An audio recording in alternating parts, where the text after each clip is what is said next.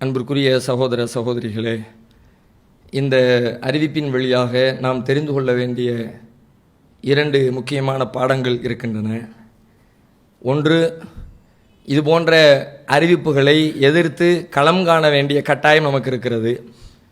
அநியாயக்கார ஆட்சியாளர்களுக்கு எதிராக அவர்களுடைய அநீதங்களை எடுத்து பேசுகிறவன் எவனோ அவனே மிகப்பெரிய போராளி என்றார்கள் நபிகள் நாயகம் ஸல்லல்லாஹு அலைஹி வஸல்லம் அவர்கள். அஃதலுல் ஜிஹாத் மன் கால கலிமத்து ஹக்கின் என்ற சுல்தானின் ஜாயிர் நபிகளாருடைய வார்த்தை.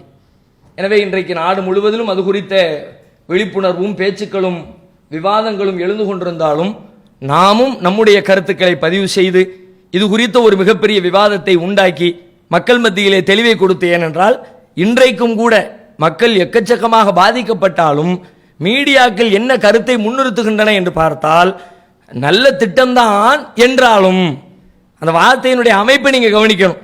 நல்லதுதான் இருந்தாலும் என்று சொல்லி அதை ஒரு மேக்கப் செய்கிற வகையிலே தான் பெரும்பாலும் செய்திகள் வெளியிடப்படுகிறது. இது நல்லது இல்லை, இது கேடு, நாட்டுக்கு கேடு, வீட்டுக்கு கேடு, அனைத்திற்கும் கேடு என்பதை மிக தெளிவாக மக்களுக்கு புரிய வைக்கவும், இது போன்ற அக்கிரமக்கார ஆட்சியாளர்களை அவர்களுடைய வீட்டுக்கு அனுப்பி வைப்பதற்கும் தேவையான விவாதங்களை உருவாக்குவதற்காக, அது குறித்த விளக்கத்தை மக்கள் மத்தியிலே கொண்டு சேர்ப்பதற்காக நம்மாலான முயற்சிகளை மேற்கொள்ள வேண்டும். அந்த வகையில் நம்முடைய ஜமாத்தின் சார்பிலே வருகிற ஞாயிற்றுக்கிழமை என்ற நாளை மறுநாள் அன்று மண்ணடியிலே பிரம்மாண்டமான இது குறித்த விளக்க மற்றும் கண்டன கூட்டத்தை நடத்த முயற்சி எடுத்திருக்கிறோம், முடிவு செய்திருக்கிறோம்.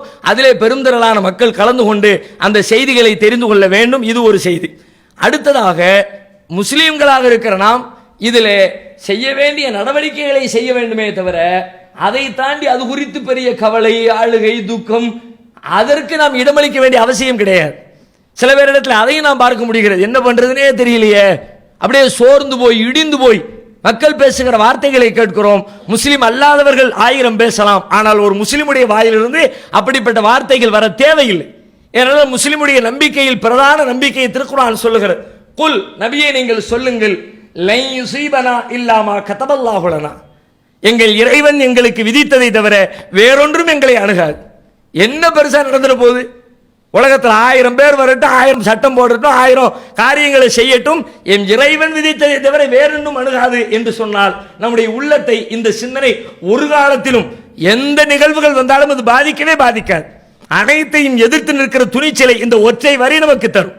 அல்லாஹ்வின் மீது நம்பிக்கை வைப்போம். செல்வம் என்பது என்ன? செல்வம் இஸ்லாத்தின் பார்வையில் ஒரு சோதனை. இறைவன் சொல்லுகிறான், ஃபஅம்மல் இன்சானு இதா மப்தலாஹு ரப்புஹு ஃபஅக்ரமஹு வனஅமஹு ஃபயகூலு ரப்பி அக்ரமன்.